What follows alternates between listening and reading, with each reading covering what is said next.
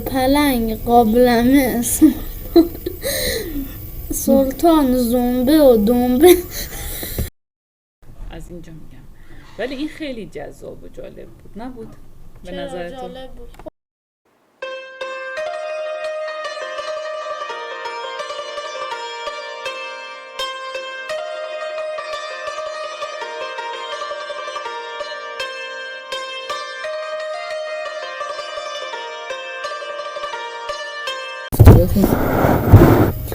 سال 37 من عضو یک شرکت کلاهبردار هرمی با القاب پلنگ، قابلمه، سلطان، زنبه و دنبه. من اگه سر امتحان باشم میخندم برای این سوال. دستگیر شدند. یکی از این 5 نفر سرشاخه گروه است. پلیس از آنها خواسته که سرشاخه را معرفی کنند. پلنگ گفته من سرشاخه نیستم. قابلمه گفته من سرشاخه هستم. سلطان گفته پلنگ و قابلمه همه دروغ میگوین. هر دو دروغ میگوین.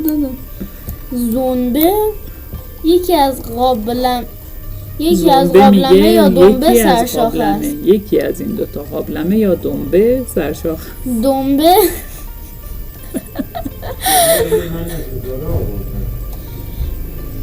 دنبه قابلمه سرشاخه است. خب پلیس فهمید که 2 نفر از این افراد راست و بقیه دروغ گفتن. سرشاخه کیست؟ خب اینا چند نفرم؟ پلنگ، قابلمه، سلطان. اول از همه که سلطان نیست. سلطان سرشاخه نیست چون تو گزینه ها نیست. سرشاخه کیست؟ خیلی زحمت کشیدی. خیلی عالی. و شاید سوالش حذف باشه. تو سوالو مستقیم حل کن. نگو سلطان نیست. خب سلطان که اگه باشه هم تو گزینه ها نیست، پس باید بازم زیاد فرقی به حالمون نمیکنه. به نظرم برو از خود مسئله شروع کن. گفته 2 نفر راست میگن، 3 نفر دروغ میگن. از اینا 3 نفر دروغ گفتن. نگاه کن، پلنگ میگه من سرشاخه نیستم، قابلمه میگه من سرشاخه هستم. خب این دوتا میتونن با هم دیگه راست بگن. قابلمه واقعا سرشاخه باشه. زنگ بزنم خب سرشاخه یعنی نگاه، پلنگ و قابلمه فعلا این دوتا حرفشون با هم متناقض نیست. خب یعنی ممکنه این دوتا راستگو باشن، بقیه 3 تا دروغگو باشن. آیا امکانش هست؟ سلطان میگه اینا همه دروغ گفتن. پلنگ و قابلمه هر دو دروغ میگوین. آره. خب پس دیگه اگه اینا راست بگن، خب اون دروغگوه دیگه. این میتونه دروغ باشه. آره.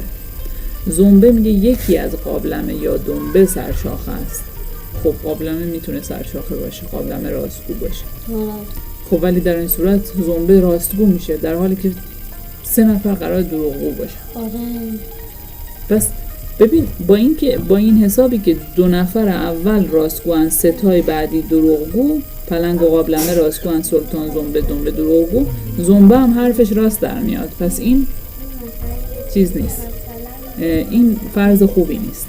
حالا با این فرضا شروع کن به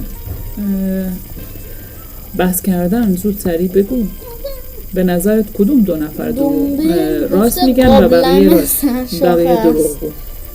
قابلمه. وقتی خنده ها دام شد. قابلمه هم گفته من سرشاخه هستم. خب بعد اینجا گفته که سلطان. پلنگ هم گفته، سلطی گفته پلنگ و قابلمه هر دو دروغ میگوین. دنبه گفته یکی از قابلمه یا دنبه. دنبه هم که گفته قابلمه سرشاخه است. من سرشاخه هستم، خود قابلمه هم گفت. به نظر من با همین حساب قابلمه. قابلمه؟ آره. اگه قابلمه سرشاخه باشه 26.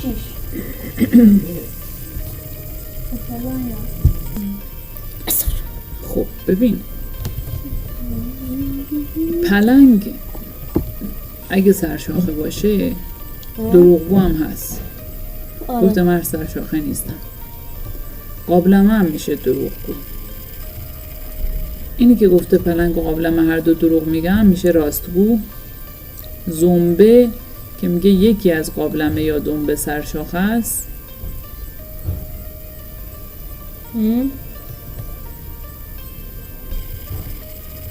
خب میشه راستگو. بازم این دوتا میشن راستگو. دنبه میگه قابلمه سرشاخه است.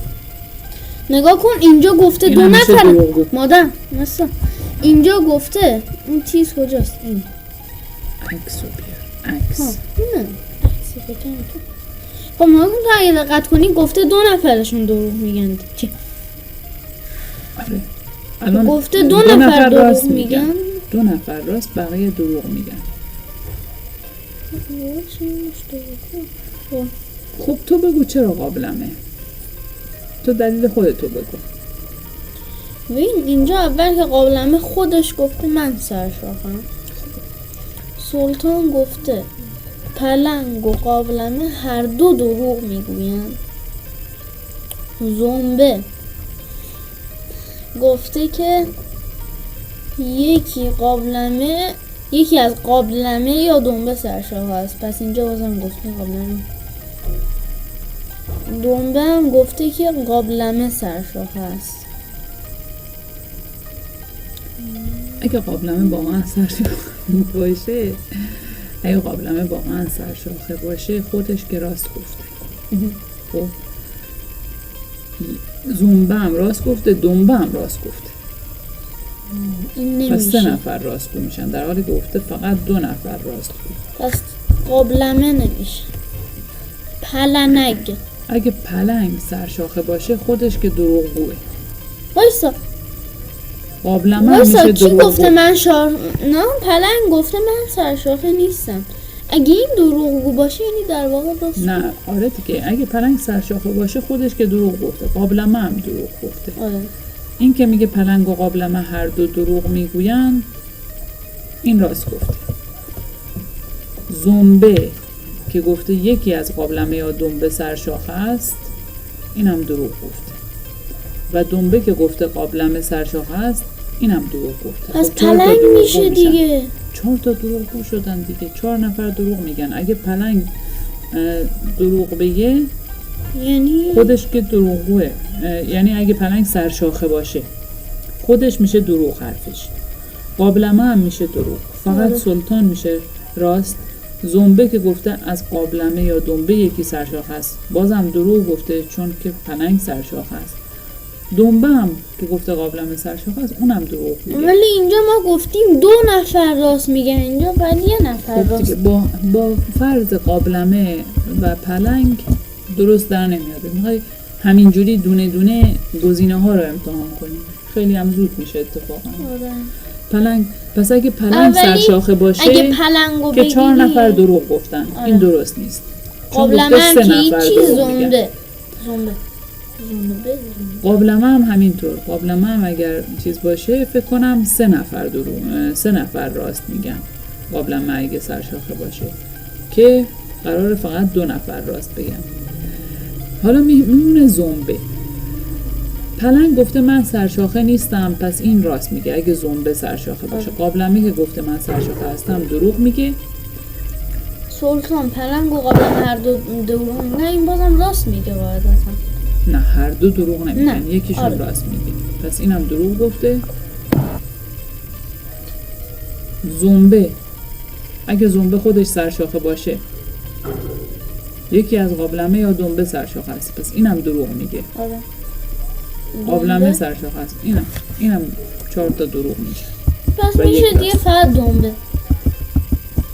خب دنبه اگه مثلا واقعا سرشاخه باشه چه اتفاقی میفته؟ ولی این پلنگ درسته. میگه من سرشاخه نیستم، درست. این راست میگه. قابلمه میگه من قابلمه. سرشاخه هستم، دروغ میگه. سلطان میگه پلنگ و قابلمه هر دو دروغ میگویند، اینم دروغ میگه. نه چون راست یکیشون میگه دروغ دیگه. یکیشون دروغ ها، میگه آره. نه هر دو. ببین گفت پسرم آره. به این جمله ها دقت کن. میگه پلنگ و قابلمه هر دو دروغ میگویند. نه این حرفش دروغه. خیلی خوب. فقط زنبه یکیشون دروغ میگه.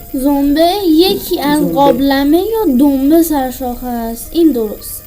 این درست میگه. دنبه قابلمه سرشاخه است. اینم پس غلطه، همین چون خودش. دنبه. پس دیگه فقط با فرض این که دنبه باشه 2 تا راست میگن و 3 تای دیگه دروغ. بقیه فرضای دیگه مشکل داشت. سوال 38. 11 شکل جدول روبرو غیر از یکی از الگوی خاصی پیروی میکنند. شماره آن شکل ناهماهنگ کدام است؟ 11 تا از این شکلا 10 تا 11 تا سینا.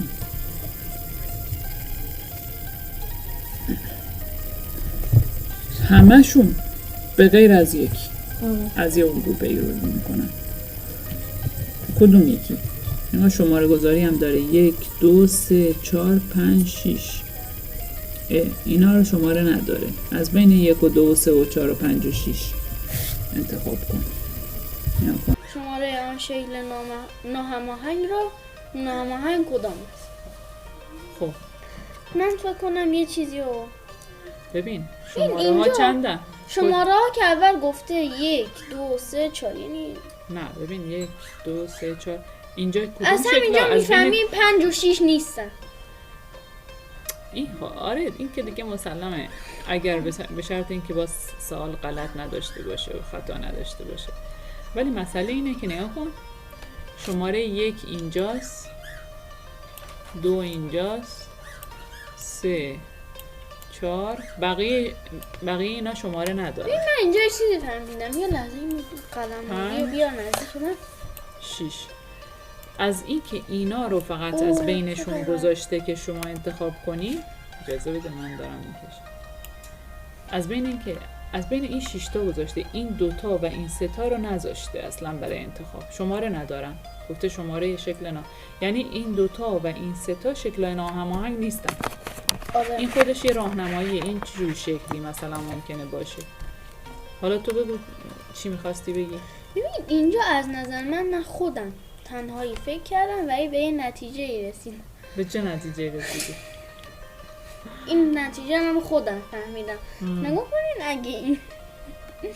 اگه اینجا دقت کنیم این قسمت این چیه؟ ردیف اول از سمت ستون اول از سمت چپ و اگه با این ردیف بالا این دومی از سمت راست چیزشون کنیم و این دومی میشه.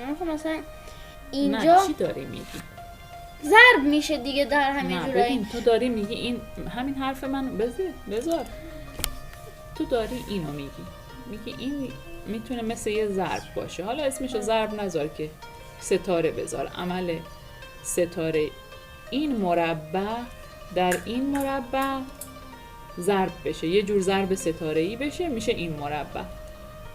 مثل 2 3 تا 6 تا 2 4 تا 8 تا. این مربع در این مربع ضرب بشه میشه این مربع. آره. حالا تو توضیحش بده ببینم چی میخوای. اینجا یه جوره اینا دارن ضرب شدن دیگه. آره بگو این مثلا این گوشه سمت چپ بالایی سیاهه، اینم سیاهه، این توش خالیه، برعکس شد. اینجا سیاهه، اینجا سفیده، اینجا هیچی نداره. اینجا این گوشه پایینی سیاهه، اینجا سفیده و اینجا باز هیچی نداره. یعنی وقتی یه جوری مخالف باشن بعدیه آره اینجا هیچی نداره، اینجا بیرنگه، اینجا همون بیرنگ. بیا یه کدای خلاصه‌ای با توجه به اون بحثایی که قبلا با هم داشتیم که فایلش خراب شده بود بذاریم. اونم این که وقتی این دوتا مربع رو در هم ضرب میکنی اینا 9 تا جایگاه داره. آره 1 2 3 4 5 6 7 8 9 7 8 9 توی مربع شماره 5 مشخص هر 9 تاش. از این 9 تا جایگاه این 3 تا رو داره و توی هر 3 تا هم دایره توپر داره. اینجا 4 تا وجود داره، توی یکیشون دایره توپره. از این 4 تایی که اینجا داره 3 تاش با اینجا مشترک. پس اگر در جایگاه مشترکی 2 تا مربع یک نقطه توپر داشته باشن همونجا اون نقطه باقی مونه ولی تو خالی میشه. و اگر در جایگاه مشترکی نقطه های مخالف هم یکی تو پر یکی تو خالی داشته باشن مثل اینجا و اینجا، اینجا حذف میشه. یعنی مخالفا هم دیگر رو حذف میکنن، موافقا هم دیگر رو برعکس میکنن. اگر تو پرن تو خالی و اگر مثل اینجا این و تو خالیه و تو پر این میشه این یکی رو در نظر بگیریم. این یکی در این یکی ضرب بشه 2 تا تو خالیان میشن یک تو پر تو حاصل ضرب. تو مربع حاصل ضرب. خب و اگر مخالف هم بودن هم که اصلا حذف میشن. مثلا فرض کن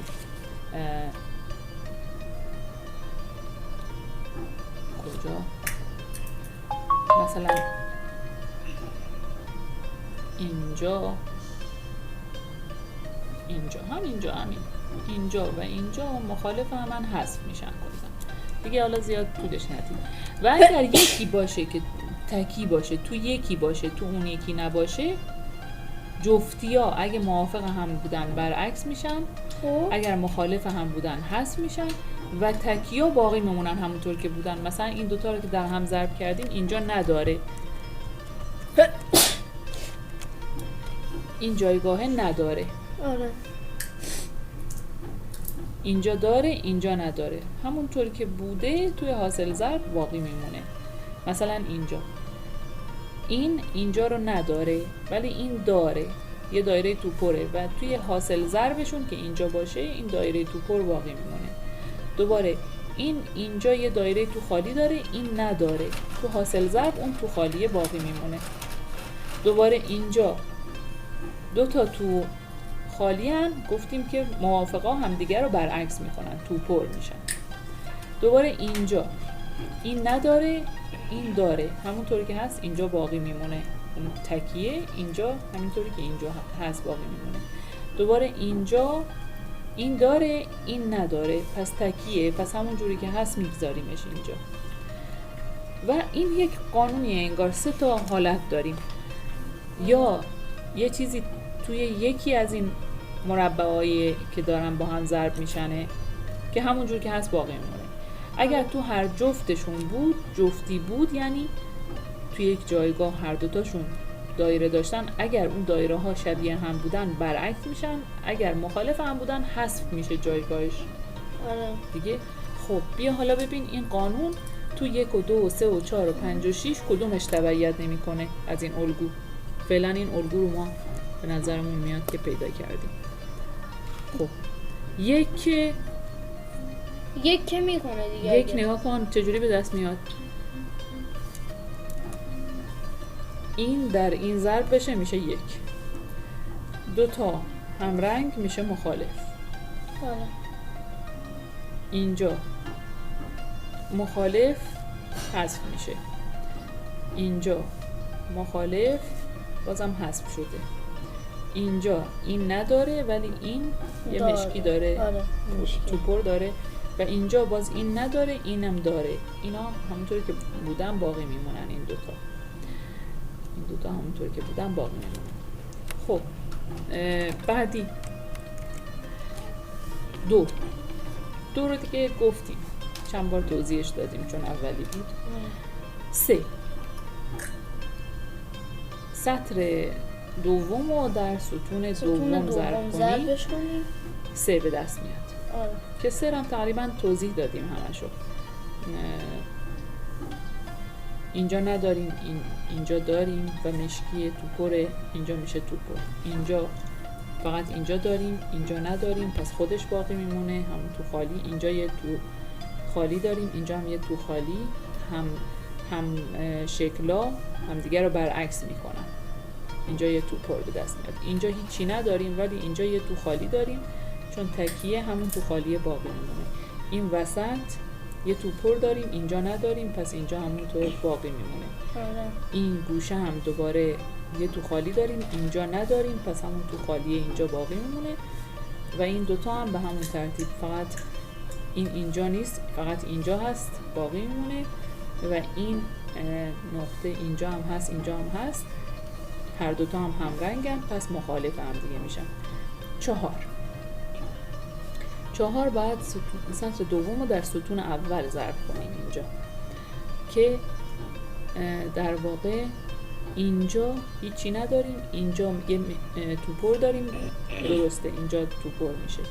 اینجا یک تو خالی داریم، اینجا هیچی نداریم، خودش باقی میمونه، درسته.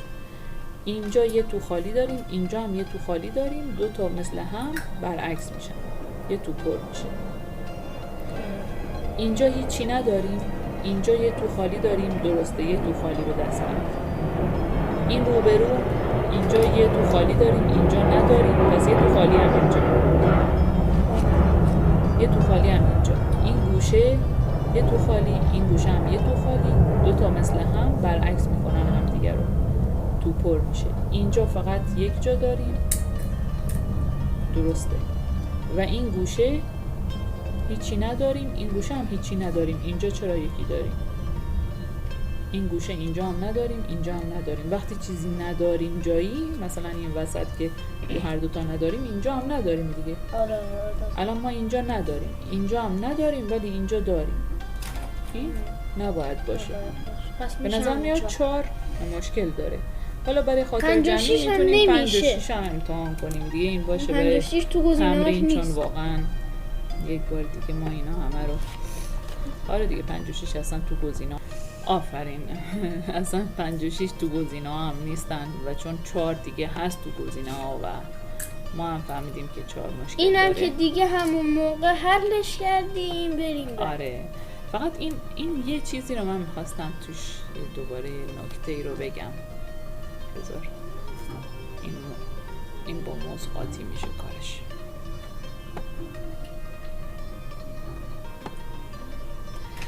اینجا که من گفتم این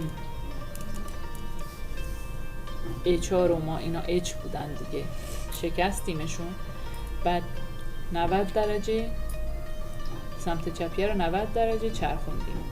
بعد چقدر باید بچرخونیم که بشه این؟ یه 45 درجه دیگه هم، 45 درجه دیگه هم از این بر این اینجوری H بود، نصف H بود. 90 درجه چرخوندیمش شد این، یعنی به این ترتیب شکسته شد. حالا همینو اگه 45 درجه دیگه هم بچرخونیم میشه این اینجوری میشه، بعد اینجوری، بعد حالا اینو پاکش کنیم.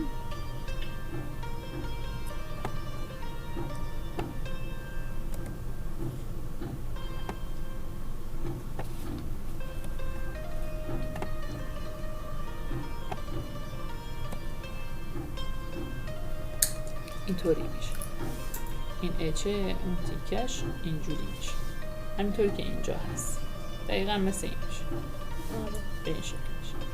اون یکی هم باز بشکنیش اول اینطوری میشه و بعد ببخشید بخواد مثل این یکی بشه باید از پایینیه رو بشکنی، پایینیه رو میشکنی، اول اینجوری میشه، این حذف میشه، این قسمت حذف میشه و بعد 45 درجه دیگه از این ور میچرخونی، بعد اینجوری میشه مثل این. پس تیکه سمت چپ رو از بالا میشکنی و اون تکش رو میچرخونی، از تیکه بالا میشکنی، تیکه سمت راست رو از پایین میشکنی و اینو میچرخونی. تیکه سمت چپ رو از بالا، تیکه سمت راست رو از پایین. حالا اینجا هم همینجوریه، نگاه کن، اینو ما از بالا شکستیم تیکه سمت چپش رو 90 درجه و 45 درجه دیگه هم که چرخوندیم این شد. 90 درجه چرخوندیم از این حالت به این حالت در اومد، از این حالت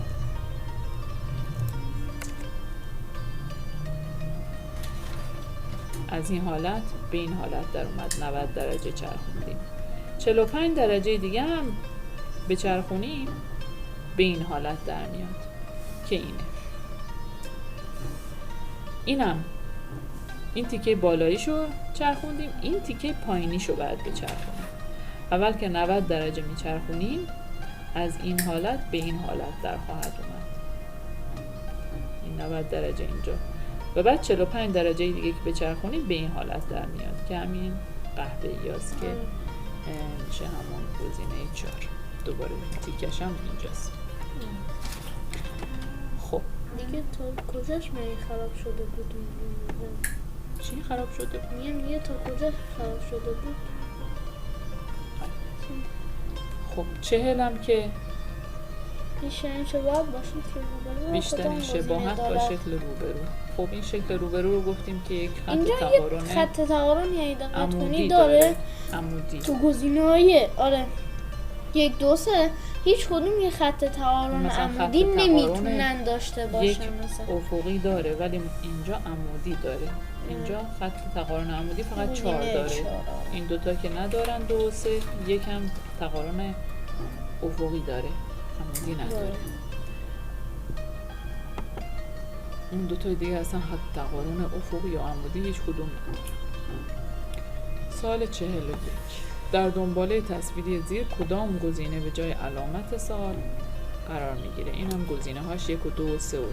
راستی من فکر کنم اون سوال چیز بود که میگفتی ضرب میشه این شکل در هم دیگه که دایره ها آره اون حذف بکنم حذف شده بود نمیدونم بود نگاه کن فکر کنم هست بذار 38 نه دیگه گزینه 4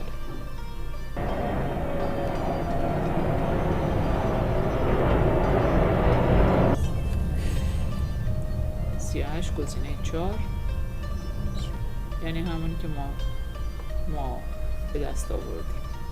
حالا بریم پس همون 41 که منحل کنیم. دنباله تصویری در دنباله تصویری زیر کدام گزینه به جای علامت سوال مناسب تره؟ خب این دنباله تصویری این چهارمی پنجمی چی میتونه باشه؟ از سمت چپ دیگه شروع کن تا به این علامت سوال برسی. خب باز اینم مربع دیگه از اون شکل قبلی میتونی یه ایده ای ازش بگیری. اینم 9 تا جایگاه داره تو این مربع نگاه کن. در واقع 9 تا نیست وسطی رو هیچ کدومش نداره 8 تا جایگاه داره. این 8 تای دورش همون جایی که اون دایره داشت اون سوال قبلی دایره داشت این شکل‌های مختلف داره. فقط وسطش هیچی نداره هیچ کدوم وسطش چیزی نداره. تو 8 تا جایگاه دیگه چیزی دارن نگاه کن هیچ کدوم از این گزینه ها هم وسطش چیزی نداره. خب مثلا اینجا مربعه بعد لوزی خط تقارن عمودی یا خط عمودی نگاه چون خط عمودی و خط افقی اینجا جداست یا خط افقی مربع خط عمودی با لوزی با هم و مثلث هم جهتش تو همه جا همین جوریه. خب پس چی شد؟ میتونی نظمش رو پیدا کنی ببینی به جای علامت سوال چی قرار بدیم. مربع لوزی مثلث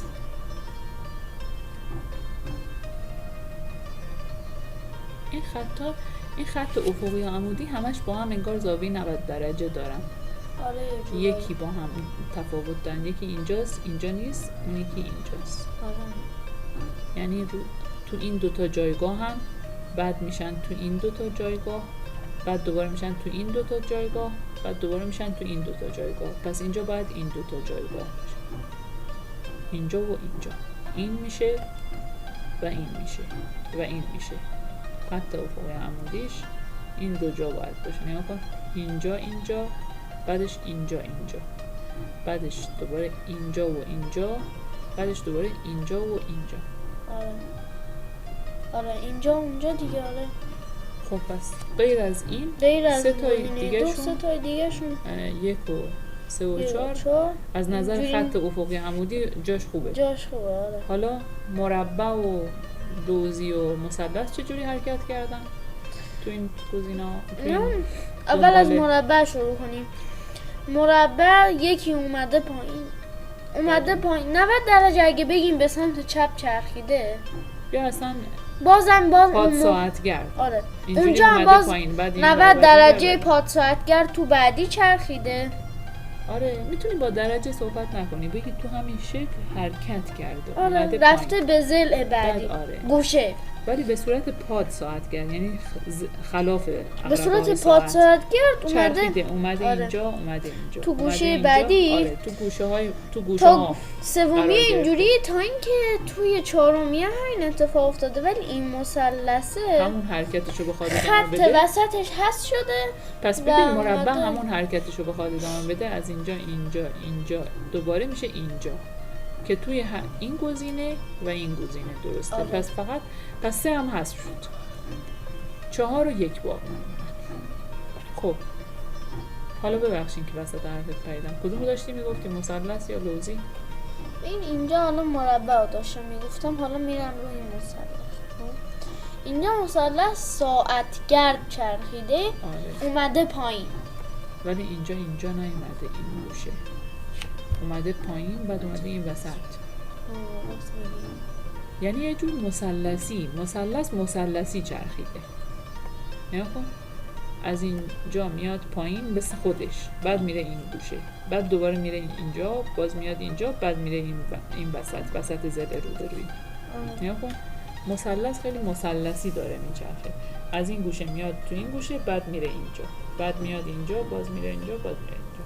نگاه کن، از این گوشه اومده اینجا، بعد رفته اینجا، بعد اومده اینجا، بعد باید بیاد اینجا. آره دیگه قاعدتا. پس مثلث باید اینجا باشه. پس فقط یک میشه دیگه، به لوزی هم کار نداره. حالا ولی لوزی هم اگه بخوایم نگاه کنیم، لوزی هم مثل لوزی چرخیده. جالب نیست؟ لوزی اومده اینجا، بعد اومده پایین، بعد رفته اینجا، دوباره میاد اینجا. لوزی باید همینجا باشه که تو این دوتا گزینه هر دوتا لوزی یک جاست. لوزی کمک کننده نیست با مثلث. یعنی تو اینجا شانس آوردی، مثلث رو اول چک کردی قبل از لوزی، چون اینجوری اگر تست رو بخوای بزنی به این ترتیب، توی زدن تست تو وقتت صرفه‌جویی میشه. اینجور شانس هم میشه بیاری. 42. دوباره دنبال تصویری. اولیش اینه، در دنبال تصویری کدوم گزینه به جای علامت سوال مناسب. گزینه هم این 4 تا. خب ببین، این یه دایره است مثل خورشیده، ولی 4 تا شعاع داره. اینو برداشتی بردی این جلو گذاشتی، یا یکی از پشت حذف میکنی، یکی به جلو اضافه میکنی. اینو حذف میکنی. اینجا من منطقشو نمیدونم، ولی یه چیزی بهت بگم.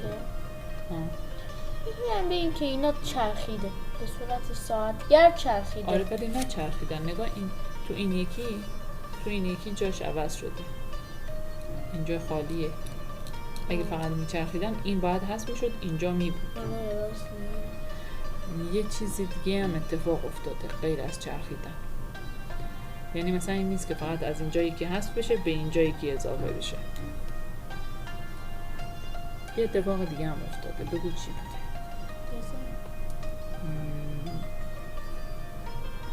میتونیم بگیم این رفته این ور، باز دوباره اومده این ور. نگاه، این خط رفته این ور، اینجا، باز توی این شکل برگشته این ور. این خطی که زد در گذاشتم. آره. رفته این ور، برگشته این ور، برگشته اون ور، باز دوباره رفته این ور، باز برگشته این ور. پس توی یک بعدی باید بره این ور. پس این خط توی آخری باید بره این ور. پس این میتونه درست باشه، این نیست. 1 میتونه درست باشه، 3 هم میتونه درست باشه، 4 هم. پس 2 حذف شد از نظر این خط. این خط چی؟ این خط اینجا هست، تو بعدی هم هست.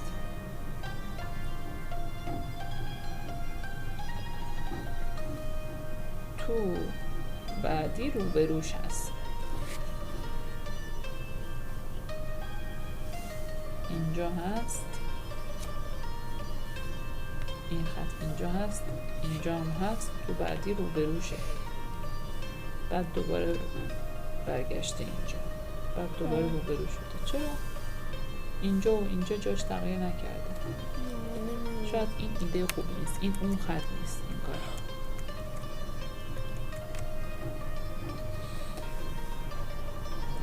اینجا شاید بگیم منطقش رو نمیتونیم پیدا کنیم، ولی اینجا اگه بگیریم اینجا به صورت ساعتگرد چرخیده که این خط اومده پایین تو این یکی.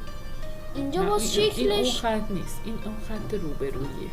این روبرویه که اومده اینجا، باز برگشته اینجا، باز رفته اونجا. نه نه، این همین خطه، این همین خطیه که من میگم. واسه حالا بعدیش دوباره باز شکل عوض شده. خب این هم اینجوری چرخیده، این خط اومده به سمت پایین. باز دوباره بعدی شکل عوض شده، قاعدتا این خط باید بیاد به سمت پایین. کم پوشمتر توضیح بدیم. من الان تکلیف یه دونه از اون 4 تا خط رو به نظرم اینجوری رسید. همون خطی که علامت زدم تو اولی. تو گزینه ها نیست این جوابی که من الان به دست آوردم. ببین این یه دونه خط تو که من خوب گفتم دیگه. این یه دفعه تو این یه دفعه این وره، یه دفعه این وره، یه دفعه این وره، یه دفعه این وره، یه دفعه این وره، یه دفعه این وره، یه دفعه سمت چپ، دفعه بعد سمت راست میشه که اینجا این نیست، نداره سمت راست. تو این 3 تا گزینه جاش درسته. بعد این خط نگاه کن، اینجا ما خط داریم، اینجا هم داریم، اینجا نداریم، اینجا دوباره داریم، اینجا نداریم. از نظر روبروش هم که بگیریم اینجوری نمیشه بگیم اینجا هست، اینجا باید بره روبروش، ولی اینجا خودشه. بیاین عمودیه رو ببینیم چه اتفاقی افتاده براش. عمودی اینجا هست، اینجا هست، اینجا هست، اینجا نیست، باز اینجا هست. بقیه رو به صورت چرخشی بیاین ببریم جلو. این دوتا، این دوتا، این 3 تا، این دوتا چرخیدن اومدن اینجا.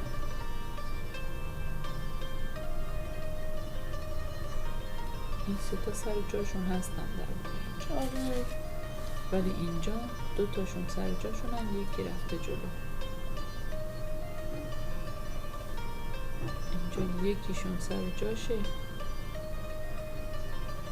یکی هم برگشته این رو، یکیشون هم اینطور. این یکی نگاه کن همش همینجاست، اینجا هم همینجاست، اینجا هم همینجاست، اینجا نیست، رفته این. این یه ایده دیگه نگاه کن. این شماره 1 مثلا، این خط شماره 1، این خط شماره، بذار شماره اینجوری 1 بذاریم. این یک بار ثابت جاش، بعدش شروع میکنه جا به جا شدن. میره اینجا، برمیگرده اینجا، میره اینجا، پس باید برگرده اینجا. یعنی این و این میتونه درست باشه. خب دوباره این شماره 2، اسم اینو بذار شماره 2. شماره 2 جا ثابته، 2 بار ثابت میمونه. بعدش شروع میکنه جا به جا میشه، یه بار اینجا، یه بار اینجا، دفعه بعد پایینه دوباره که میشه. پس در واقع فعلا ضربده رو 1 و 2 فقط تو شماره 1 درست حرکت کرده و این یکی سومی، 3 تا خط بذاریم روش، 3 بار ثابت میمونه، 1 2 3 و بعد شروع میکنه انگار یه دفعه میاد راست، یه دفعه مثل پاندولی، یه دفعه میاد این ور، یه دفعه میاد اون ور. این دفعه بعد بیاد اینجا که این هم توی 1 درست که نیازی بهش نبود دیگه، فعلا توی 1 فقط ستای اول درست بودن.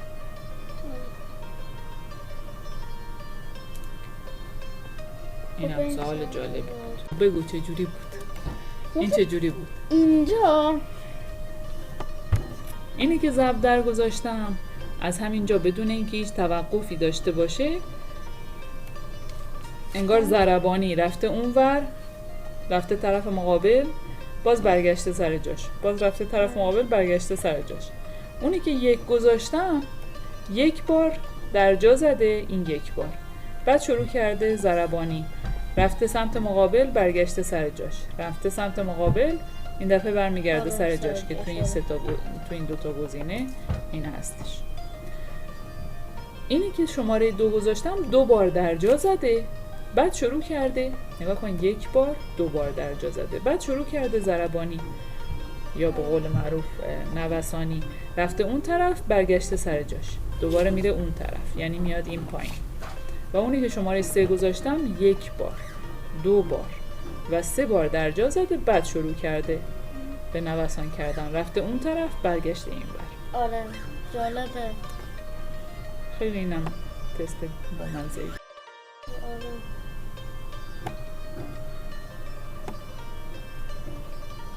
اگر به اهمیت ایمان و امید توجه کافی داشته باشی می توانی گزینه صحیح را بیابی. خب ایمان و امید، اهمیت ایمان و امید توجه کافی داشته باشید. خب حدست چیه براش؟ قطعا یه ربطی به یا کدای حروفشونه داره یا هم تعداد اصلا همین حروفشون. اول نگاه کن، ایمان و امید از سمت راست نگاه کن، 1 32 الف ی. راست میگی دیگه. واسه اینجا گفته اگر به اهمیت ایمان و امید توجه کافی داشته باشی می توانی گزینه صحیح رو بیابی. این اتفاقا سوال جالبیه.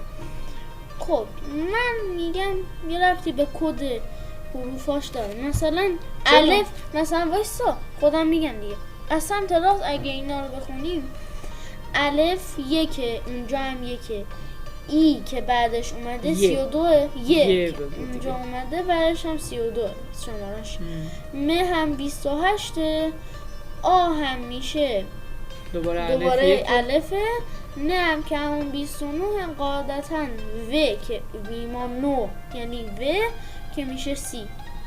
گزینه 3. ولی حالا بذار بقیه‌اش نگاه کنیم. امید یکه، امید اولش الفه، بعد م 28 دوباره 28 بعد ی 32 بعد د هم 10. ده شماره 10 الف هست. 44 از گزینه های زیر سه تا از گزینه های زیر سه تا از جهتی به هم شبیه هستن، از یه جهت، از یه نظری به هم از شبیه جهتی به هم شبیه هستن و یکی با بقیه فرق دارن. کدام گزینه متفاوت کدام است؟ خب ای دقت کنی زنجان تو استان اصفهان نه؟ همشو بخون. زنجان، مشهد، اصفهان است. الان مشهد تو استان اصفهانه؟ گفتم زنجان. زنجان و یزد تو استان اصفهانه؟ یزد خودش استانه. یه بار دیگه بخون. زنجان، مشهد، اصفهان، یزد. از یه نظر یکیشون با بقیه فرق داره. این همه نقطه میشمرین اینا اینجا به درد نمیخوره؟ راست میگه. واسه نقطه شمردن زنجان 4 تا نقطه داره، مشهد 3 تا نقطه داره، اصفهان 2 تا نقطه داره، یزد 3 تا نقطه داره. پس چی این که به درد دوباره زنجان وایسا چرا میخوره؟ زنجان 3 تا، مشهد 3 تا، 4 تا داره زنجان. تعداد حروفش خب زنجان 5 تا، مشهد 4 تا، اصفهان 6 تا، یزدم 3 تا. خب 3 تا، 4 تا، 5 تا، 6 تا. نه ربطی نه ربطی نداره. زنجان، مشهد، اصفهان، یزد. زنجان جالبه. کدوم گزینه متفاوت از چه نظری آخه؟ شاید یه جورایی این که مشهد یه شهر مقدسه منظورشه. میشه گفت داره. حالا برو پاسخنامه. هر کدومشون به نظر من یکم آره. متفاوت میتونه برو پاسخنامه هم یه نگاه بنداز. ما چرا؟ خیلی اینو با شک گفتیم. ببین گزینه چرا؟ 2 میشه.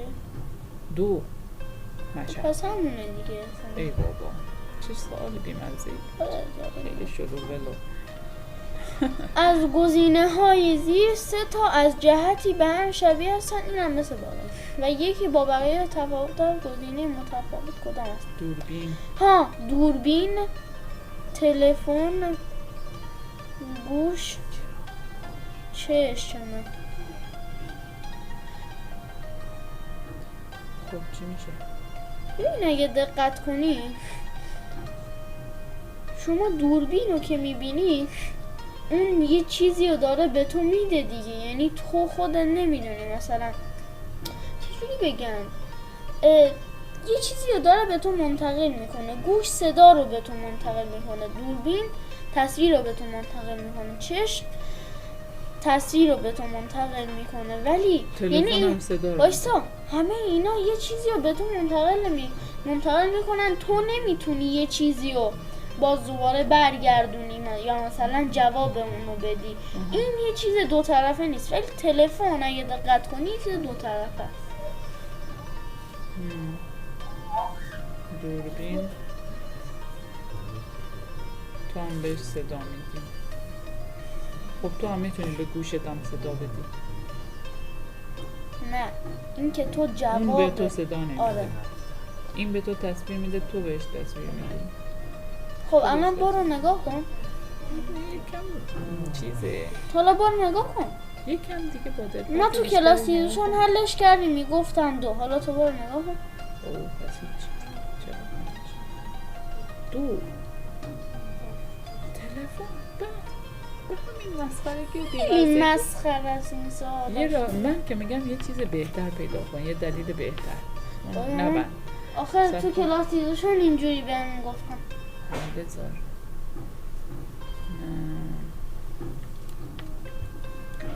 گوش، چشم، دوربین، تلفن، گوش، تازه چشم. شاید نمیگه.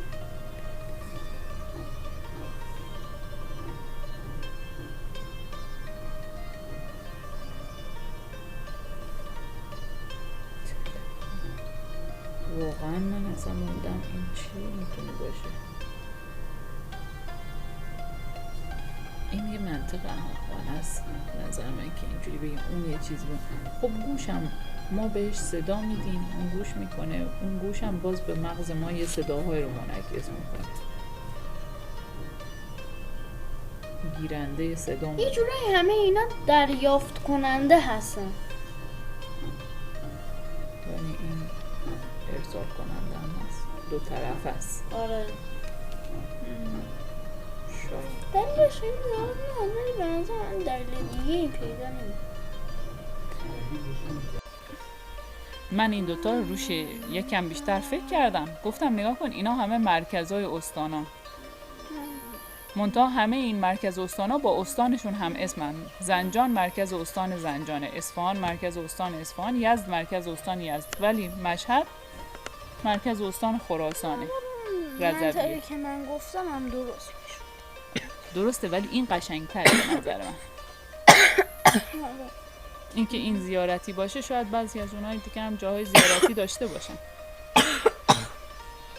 و این یکی دیگه هم به نظر من تلفن تنها کلمه خارجیه. اینا همه کلمه فارسی هن. دوربین، گوش، چشم فارسی هن. خب به نظرت این منطقه‌ای که من آوردم قشنگتر نیست؟ چرا جالب‌تر؟ خصوصا برای دومی. اون همه فکر کنیم که گوشی، تلفن هم گیرنده هم فرستنده. نه، میشه گفت گوش و چشممون هم گیرندن هم فرستندن.